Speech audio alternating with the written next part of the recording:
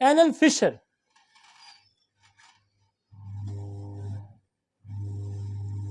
anal fissure can cause severe rectal pain and sudden onset rectal bleeding. अब Fisher में जो दवाइयाँ काम करती हैं ना, इन्हीं में से दवाइयाँ काम करती हैं। बस रेटेनिया फिशर की दवाई है, पियोनिया फिशर की दवाई है, पेट्रोलियम फिशर की दवाई है, एसिड नाइट्रिक फिशर की दवाई है। ये फिशर की दवाई है, पेट्रोलियम, पियोनिया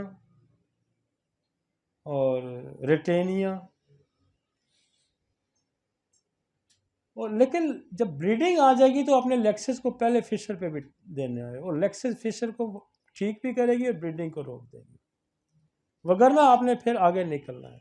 एसिड नाइट्रिक बहुत बड़ी फिशर की दवाई है, ग्रेफाइट फिशर की दवाई है। लेकिन नक्स सल्फर को नहीं आपने भूलना, ये मेरी बात याद रखें। हाँ, इसके आगे चलेंगे आप। नक्स 1 दें, सल्फर 1 दें, पर वो पहले लाजमी देनी है, उसके बगैर आपका काम नहीं हल होगा। वगरना आप केस खराब कर 20 जब दोबारा 15 दिन बाद हफ्ते बाद देते हैं फिर दे दें इसको, वगरना आप केस खराब कर देंगे। आपने डायरेक्ट अप्लाई की, काम करेगी, 100 में से 10 करेगी। इस तरह से रेट आपका बेहतर हो जाएगा। ये बड़ी मेहनत के साथ, बड़े लंबे एक्सपीरियंस के बाद ये चीज़ें बेसिस हमने सेट की हुई हैं। उसके बाद आगे चलें। यहाँ जो इसके साथ ना 2 दवाइयाँ और भी काम करती हैं फिशर में। फिशर में इचिंग आती है, खारिश साथ आती है। तो जब खारिश आ जाएगी तो फिर पेट्रोसिलिनियम है, हेमोरॉइड में भी खारिश आ जाएगी और फिशर में भी आ जाएगी। पेट्रोसिलिनियम वो 1 दे दें, 200 TDS कर दें, TDS रोज कर दें, और उसके साथ एक और जो खारिश में ज़्यादा काम करती है वो है ट्यूक्रोमेरावेरम, और एक और दवाई खारिश में काम करती है एसिड नाइट्रिक।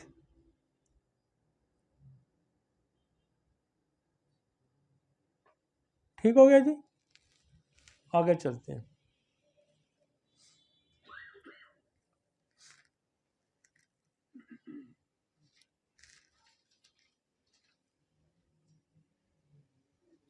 और जहां कहीं बर्निंग आपकी फंस जाए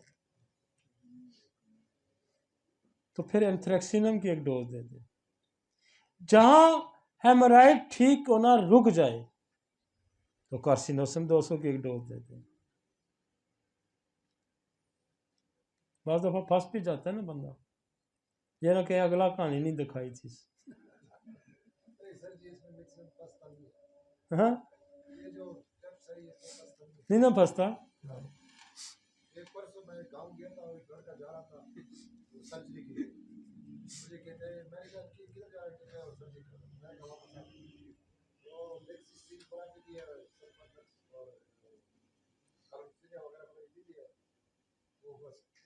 भाई हमने फार्मूला बेच नहीं रहे, मैं बेचूँ ना तो मैं करोड़ों रुपए कमाऊँ एक सिस्टम से, लेकिन हम बेच नहीं रहे। हम ये कह रहे हैं कि सिस्टम ऊपर आ जाए। हम बेच नहीं रहे, मैं यकीन मानो मैं कोई नुस्खा बेचना शुरू कर दूं एक भी, लेकिन हम चाह रहे हैं सिस्टम यहाँ आए, सिस्टम ऊपर उठे। मैं ये मेरी बरसों की मेहनत है। मैं रात को 4 बजे उठ के गया हूं यहाँ से, 4 बजे, और मैं अभी तक सोया नहीं हूँ। हमने ये आपके लिए 3 बजे मेडिकल स्पेशलिस्ट भी जगाए रखा, इमरजेंसी स्पेशलिस्ट भी जगाए रखा, उनकी जान मैंने सुबह 8 बजे छोड़ी है। नहीं समझ आई है मेरी? इलाज में ये रोज कर रहा था, इलाज हम ये रोज कर रहे हैं, लेकिन हम चूंकि ये डिलीवर हो रहा है तो हम जाने कि किसी चीज में कोई कमी ना रह जाए, आपको समझने में कोई कमी ना रह जाए। डायग्राम उठाना, उसको लगाना, उसको समझाना, दुनिया में सबसे मुश्किल काम है टीचिंग करना, कि जिस तरह आप समझते हैं इस तरह किसी को समझा दें, मक्खी पे मक्खी ना मारें। आइडिया फ्लोट होते हैं, आइडिया फिर प्रैक्टिस में आते हैं, फिर रिजल्ट आते हैं, फिर आप तक पहुंचते हैं। हम कोई आइडिया ऐसा नहीं आपको बता रहे जो हमने सोचा तो आपको बता दिया, नहीं, उसकी प्रैक्टिस होगी, उसको सबूत करेंगे, उसको साबित करेंगे, फिर आपको डिलीवर करेंगे। कोई भी चीज़ नहीं करती है, पहले सैकड़ों हज़ारों मरीजों पे जाती है, फिर प्रूव होती है, फिर आप तक पहुंचती है। आगे चलते हैं।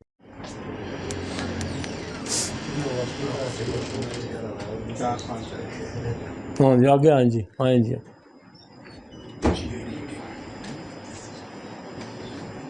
Gastrointestinal bleeding.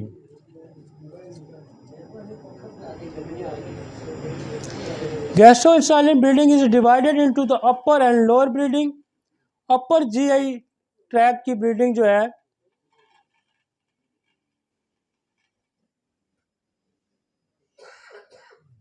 Upper GI tract की जो ब्लीडिंग है उसकी aetiology can occur from the peptic ulcer, portal hypertension, gastric neoplasm, erosive gastritis, erosive oesophagitis. Presentation क्या है? वॉमिटिंग है विद ब्राइट रेड ब्लड और coffee ground, haematemesis. If upper GIT bleeded massive patient में present with the black stool. और जो black stool आता है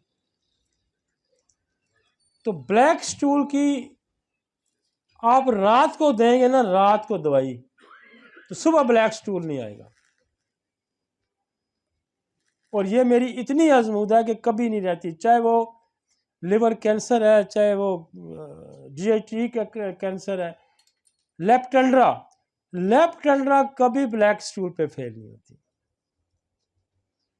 मैं एक, अगर मुझे इमरजेंसी में देनी होती है तो मैं 1 CM की डोज दे देता हूँ, वगरना हम 200 डेली एक डोज दे देते हैं, और बाकी जो उसका ट्रीटमेंट चल रहा होता है वो चलता है। कभी लेप्टेंड्रा आपको मायूस नहीं करेगी। ब्लैक स्टूल,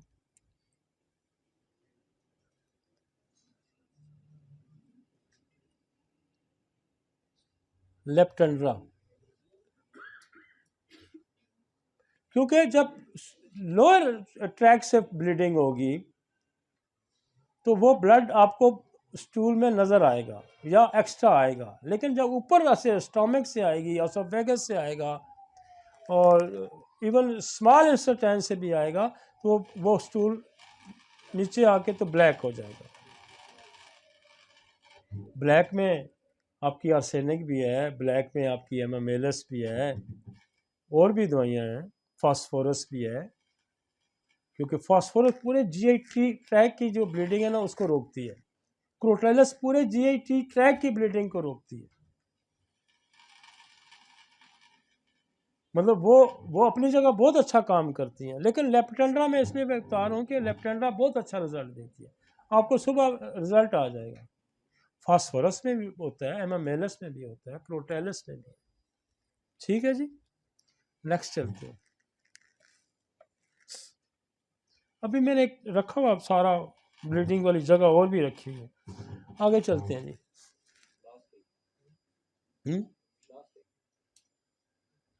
नहीं नहीं, इसके आगे एक और है ना, 13 नंबर स्लाइड और है। नहीं नहीं, जिसके अंदर ये लगा हुआ किधर है?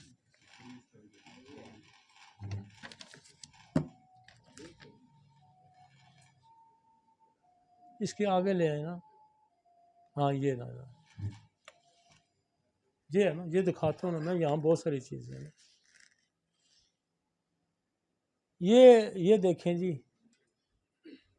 ये ओसोफेजल वेरिसेस है। ये राइट ये वेरिसेस क्या है? हमारी ये वेंस है, द कंडीशन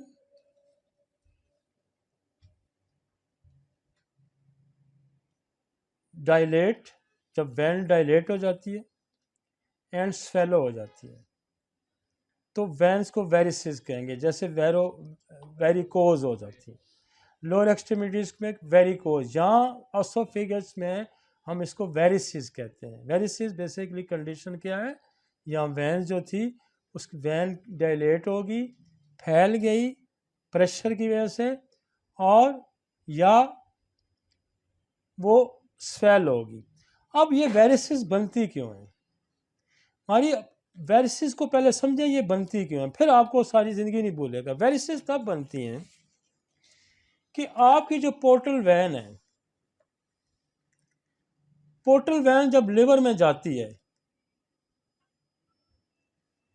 पोर्टल वैन कहाँ से आती है? पोर्टल वैन आती है आपकी आंतों से, वहाँ से शाख निकलती है, आपकी स्प्लीन से निकलती है, आपकी उससे निकलती है, गॉल ब्लैडर से निकलती है, पेंक्रियास से निकलती है। ये निकल के बड़ी ब्रांच बनाती है और जाके लिवर में जाके खुलती है।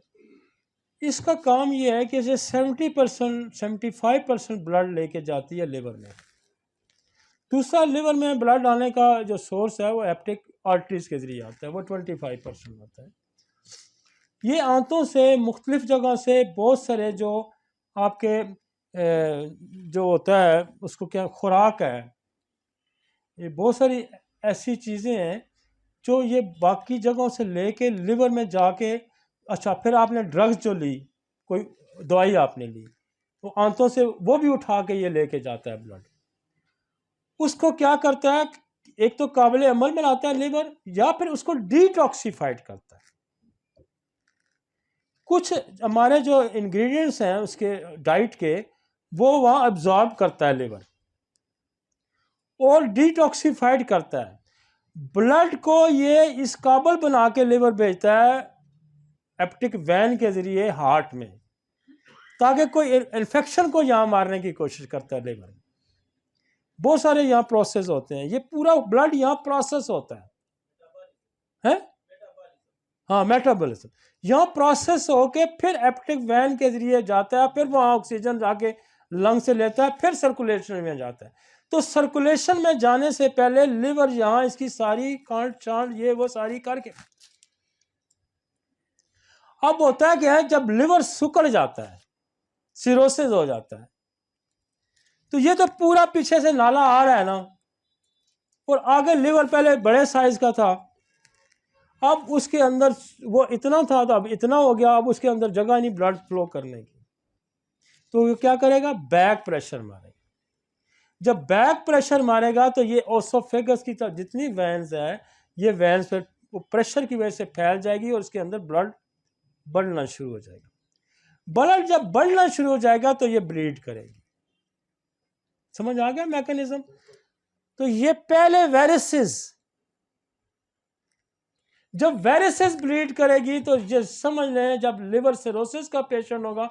और दूसरा काज इसका क्या हो सकता है कि जो आपकी जो पोर्टल वैन है इसके अंदर थ्रोम्बोसिस हो सकता है। थ्रोम्बोसिस होगा तब भी ब्लॉकेज हो गई ना, तो फिर बैक प्रेशर मारेगा। अब ये दो काम करता है, एक तो वेरिसेस बनाएगा, दूसरा पेट में पानी पड़ेगा कि वो उसमें से रिसना शुरू हो जाता है, यूं गुब्बारे की तरह फूल जाएगी और वहां से रिसना शुरू हो जाएगा। तो समझ आई वेरिसेस? अक्सर नाम आपने सुना होगा कि लोग, ओ जी वेरिसेस बैंडेज करवाई है हमने, किसको?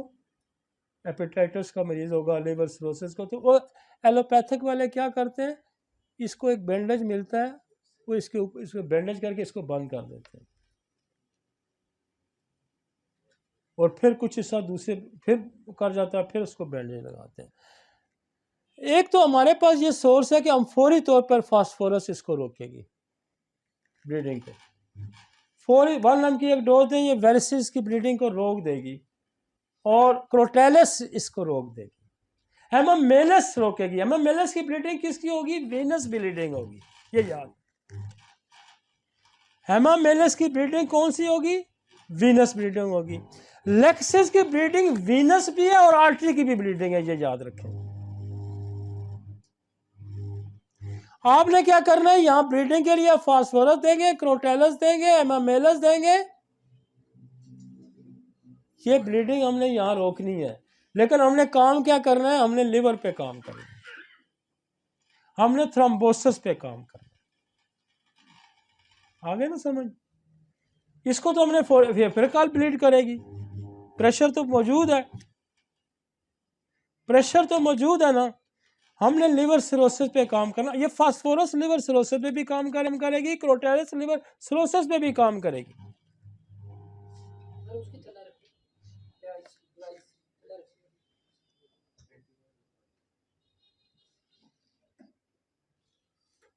वेरिसेस जब आ जाएंगी तो आपको जहन में रखना चाहिए कि वेरिसेस आ गई हैं तो इसका मतलब है कि लिवर के अंदर एक और भी सिंड्रोम है जो यहाँ ग्रोथ कर देता है, वो भी, लेकिन दो मेन सोर्स हैं इसके, दो मेन सोर्स हैं, एक लिवर सिरोसिस और एक थ्रोम्बोसिस। जब थ्रोम्बोसिस होगा तो ये बैक प्रेशर इस पे पड़ेगा और ये फूलेंगी तो इनके अंदर ब्लड होगा, और ये फिर जब बिल्कुल पतली वेन्स हो जाएगी वेरिसेस तो फिर ब्लीड कर जाएगी। ठीक हो गया जी। इसके साथ एक और है यहाँ, इसके साथ एक और है, इसको क्या कहेंगे, मेलरी वियस, ये मेलरीवियस टीयर। अब ये भी, ये देखें इधर से यहाँ ब्लीडिंग हो रही है, ये कब ब्लीडिंग होगी, ये रैप्चर हो जाएगी, ये वेसल्स रैप्चर हो जाएगा। कब रैप्चर हो जाएगा, जब आप वोमिटिंग करेंगे किसी वजह से, जब आप कफ करेंगे, बार बार कफ करेंगे तो ये फट जाएगा, ये और ब्लीडिंग होगी, ये और ब्लीडिंग।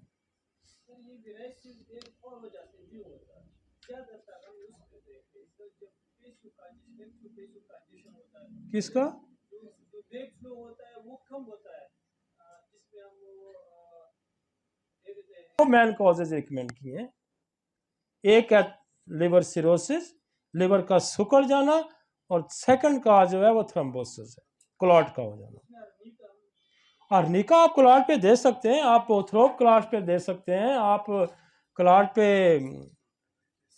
पे तो अर्निका बहुत कॉमन दवाई है, और आप पे हमने तो क्लॉट पे बड़ा काम किया हुआ है, हमने तो आपको कहा है कि वहाँ आप अर्निका दे सकते हैं, आप वहाँ जल्सीम दे सकते हैं, आप वहाँ चूँकि जलसी में बहुत बड़ी क्लॉट डिज़ोल्व करने की दवाई है कि जब आपकी वाइटलिटी उस क्लॉट को वहाँ से रिमूव करेगी, वो तो मेरा जो मैंने लेक्चर दिया हुआ उसका ब्रेन का स्ट्रोक का, उसमें हमने क्लॉट को बड़ा डिटेल डिस्कस किया हुआ है। तो हमारा काम यह है कि इस वेरिसेस को यहाँ रोक देना, और उसके बाद हमने दो जगहों पे काम करना है। अगर सिरोसिस है तो सिरोसिस पे काम करना है, और अगर क्लॉट है तो फिर उस क्लॉट पे काम करना है। थ्रोम्बोस क्या होता है, किसी खून का जम जाना, दिस इज द थ्रोम्बोस, इसको आप क्लॉट भी कह सकते हैं। अब ये जो रैप्चर होती है ये होता है क्या, मोलर वेज, मोलरी वेज, यहाँ खांसी जब बंदा करता है तो स्पाज्मोटिक कफ है, चाहे वो किसी वजह से भी है, तो जोर जब लगाता है तो जोर लगाने से ये रैप्चर हो जाती है ब्लीडिंग। तो उसकी क्या होगा, उसकी काज ही डिफरेंट हो। बंदा क्या जी मैंने उल्टी की है, बार बार मैंने उल्टियां की हैं तो मुझे ब्लीड कर गया, या बार बार मैंने खांसी की है तो ब्लीड हो गया। तो हम क्या करेंगे, यहाँ आप वही दवाइयां भी दे सकते हैं, लेकिन हमने उसकी कफ रोकनी है, हमने उसकी वॉमिटिंग रोकनी है। ठीक हो गया जी। अब आपको यहां देखें ना, ये अल्सर बने हुए हैं स्टोमक के अंदर, ये देखा है,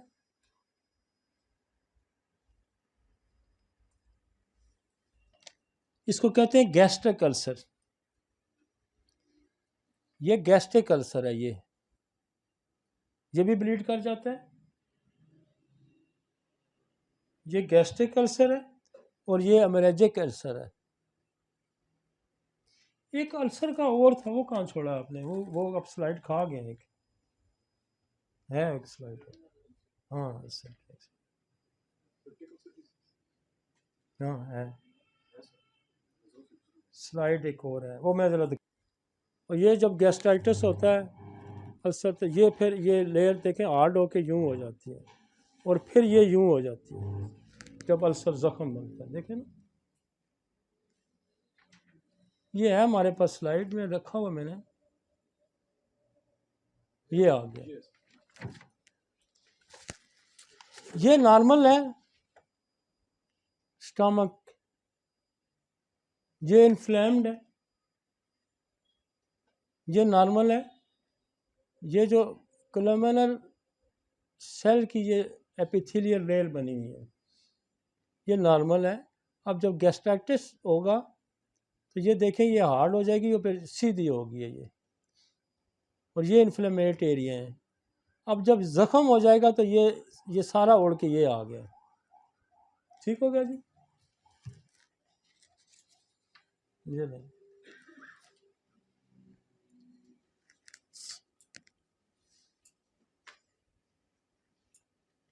ये जो एच पेलोरी है, जहाँ स्टोमिक के अंदर अल्सर है, एच पेलोरी गैस्ट्रिक पेन से लेके स्टोमिक के कैंसर तक बनाती है एच पेलोरी। हम पहले करते थे, यहाँ स्टोमिक अल्सर में फास्फोरस बड़ा अच्छा काम करती है, यूरेनियम नाइट्रेट कम करती है, जेरेनियम है वो काम करती है, और एसिड सल्फ्यूरिक एसिड है वो काम करता है, और कैडमियम सल्फ है वो काम करता है। लेकिन जब से हमने एच पेलोरी का इस्तेमाल किया ना, तो ये अगर फ़र्ज़ करें फास्फोरस 10% रिजल्ट देती है तो ये 70-80 पे चला गया। सल्फ्यूरिक एसिड अगर 10% 20% केसेस में काम करता था तो ये 80-90 पे चला गया।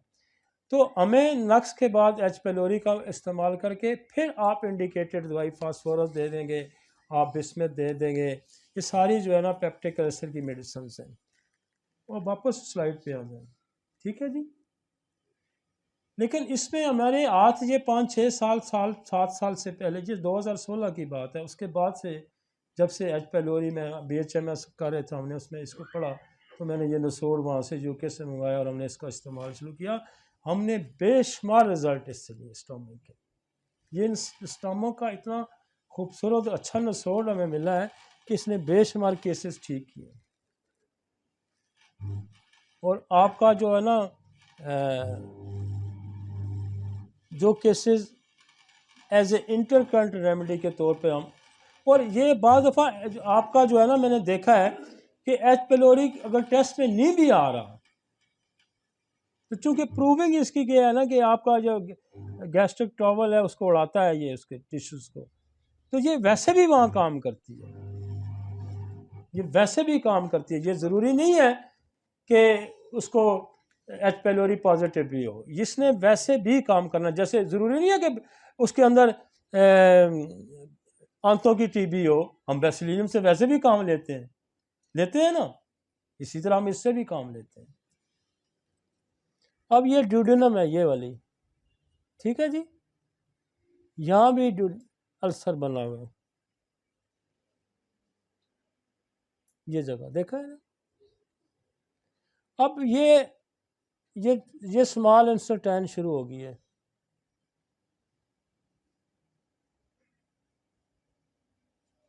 यहाँ फिर बड़ी आंत शुरू होकर ये आ रही है। अब इसके अंदर ये जगह आपने जो देखी है ना ये वाली, यहाँ ये इस्कीमिक होगी, है डेड होगी। जब डेड हो गया तो ये छोटी छोटी आपको ये कैपिलरी इसमें से निकलती हैं, ये देखा है आपने।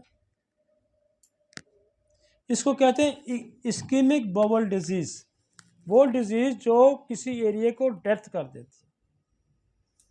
यहाँ आप जो काम करेंगे तो फिर यहाँ आप कार्सिनोसन का सहारा लेंगे, फिर यहाँ आप बेसिलिनियम का सहारा लेंगे, फिर चूंकि ये नेक्रोसिस हो गया है तो एच पेलोरी दे के आप फास्फोरस का इस्तेमाल करेंगे, और फिर इसको दूर करने के लिए जो नेक्रोसिस को ठीक करने के लिए प्लम्बोमेट का इस्तेमाल होगा, यहाँ ओपियम का इस्तेमाल होगा। ये देखें ना, उसने ऑब्स्ट्रक्शन कर दी हाथ बिल्कुल। अब वो बाद दफ़ा इसको सर्जरी करके यहाँ हटा के फिर इसको यहाँ जोड़ देते हैं। अब एक और यहाँ प्रॉब्लम क्रिएट हो गया, ये वाला इंटरसेप्शन ये है कि आसान में अगर ये नाली है आपकी, पाइप है पानी का, और पानी का पाइप फूला है कहीं से, और एक पाइप उसके अंदर घुस गया है, अपने ही उसके अंदर कोई चीज किसी दूसरी चीज के अंदर घुस जाए, और ये ऑब्स्ट्रक्शन कर देगी और यहाँ ब्लीडिंग भी हो सकती है। इसके लिए सर्जरी की जाती है अमूमन। हम ये करते हैं कि यहाँ हमारा बहुत अच्छा काम करती है प्लम्बोमेट। प्लम्बोमेट इसको बाहर निकाल दे, ओपियम इसको बाहर निकाल दे, और ये ऑब्स्ट्रक्टिव कॉन्स्टिपेशन भी करेगी, अमूमन बच्चों में भी आ जाती है। तो यहाँ आप इसको हिफ्ज़ मातकदम के तौर के, ताकि कहीं और गड़बड़ ना हो, तो हम कार्सिनोसन की एक डोज देंगे, एक हम एच पेलोरी दे देंगे, और फिर हम प्लम्बोमेट सेफली यूज़ करेंगे, फिर ओपियम हम सेफली यूज़ करेंगे। बात समझ आई ना? ये है, और इसके अंदर अपनी वो नाली जो है ना, अंदर यूँ बाद दफ़ा पाइप ही देखा होगा, उसी पाइप के अंदर घुस जाता है, पोच यूँ बन जाता है। अब एक और यहाँ पॉइंट आ गया है, ये देखा ना छोटा सा, इसको कहते हैं मैकल डाइवर्सिकुलर। ये बिल्कुल अपेंडिसाइटिस की तरह ग्रोथ है, लेकिन ये हर बंदे में नहीं होती, लेकिन होती है। और ये अपेंडिसाइटिस की तरह इन्फ्लेमेट होके फट भी सकती है और ब्लीड भी कर सकती है। यहाँ भी आपने अपेंडिसाइटिस वाली ही दवाइयाँ यूज़ करनी। ये ग्रोथ होती है, हर बंदे में नहीं होती है, लेकिन होती है। अपेंडिक्स तो हर बंदे में होती है ना, ये किसी किसी में होगी। अब ये तो अपेंडिक्स, ये एक जगह आपको दे गया है। ये क्या है? ये कैंसर बना है क्लोन का, इसको कहते हैं क्लोन कैंसर, ये बन गया है। अब ये भी बड़ी इमरजेंसी हो जाती है जब क्लोन कैंसर गया, तो बार बार स्टूल आ जाएगा, ब्लीड कर जाएगा, पेन होगा। तो यहाँ फिर हमने हमारा जो ट्रीटमेंट है थोड़ा और एग्रेसिव हो जाता है। हम क्या करेंगे, यहाँ नक्स की देंगे, कार्सिनोसन का इस्तेमाल करेंगे। उसके बाद यहाँ बहुत अच्छा जो काम करती है वो, अगर कॉन्स्टिपेटेड है तो एलोमेन में सीएम की एक ही डोज देता हूँ, और बहुत मरीजों को इससे फ़ायदा होता है। लेकिन यहाँ अगर बार बार स्टूल की अर्ज आ रही है, तो फिर हम इसको कार्सिनोसन बेसिलियम देके हम मर्कसाल का इस्तेमाल करते हैं। तो मर्कसाल, यहाँ हम एक और दवाई का इस्तेमाल करते हैं, जो पेन भी होगा, कब्ज़ भी होगी, और ये कोलोन कैंसर होगा, वहाँ आइड्रास्टस बड़ा अच्छा काम करती है। ठीक है जी। अब ये एक और है, यहाँ पे होते हैं ना, ये इसको कहते हैं एंजियो डिस्प्लेसिया। ये गुच्छा बन गया है ग्रोथ का, यहाँ गुच्छा बन जाता है और ये भी ब्लीड करता है। ये चूंकि नॉर्मल ग्रोथ होगी, तो यहाँ भी हमने मेजरमेंट वही लेनी है कि एक जब जहाँ कोई ग्रोथ आ जाएगी, तो फिर समझें कि कोई नीचे डीएनए में खराबी आ गई है। नीचे कोई डीएनए में खराबी आ गया, डीएनए में खराबी आ गई है, तो फिर आपने डीएनए को, जैसे आप कार्सिनोसन का अप्रोच लेंगे, आप बेसिलिनम लेंगे, आप मेडोरिनम लेंगे, ठीक है ना। फिर लोकल कंजेशन को दूर करने के लिए इस पे हम कॉन्डोरेंगो का इस्तेमाल कर सकते हैं। और ये जितना जीआई ट्रैक है, इसके अंदर कॉन्डोरेंगो बड़ा अच्छा रोल प्ले करता है ग्रोथ पे, जहाँ ग्रोथ आ जाएगी।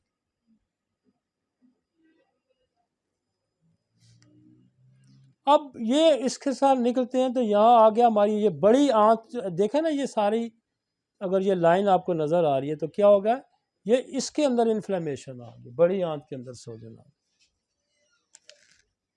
हाँ जी, ये सारी इन्फ्लेम होगी।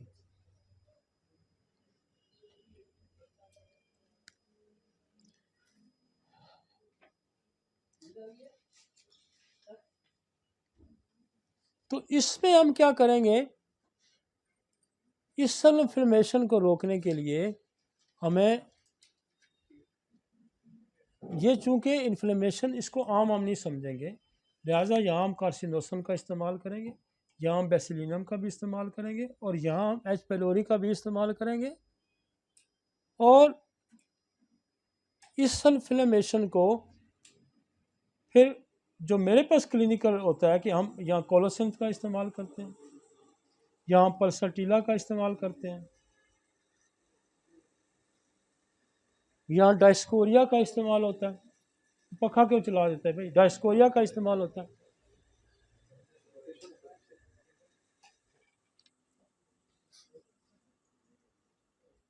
ठीक हो गया जी, लास्ट स्लाइड थी। यहाँ मसाइल थे, हेमोराइड्स के मसाइल थे, यहाँ फिशर के मसाइल थे वो। तो ये हमारा पूरा डाइजेस्टिव ट्रैक अब कवर हो रहा है। ठीक है जी।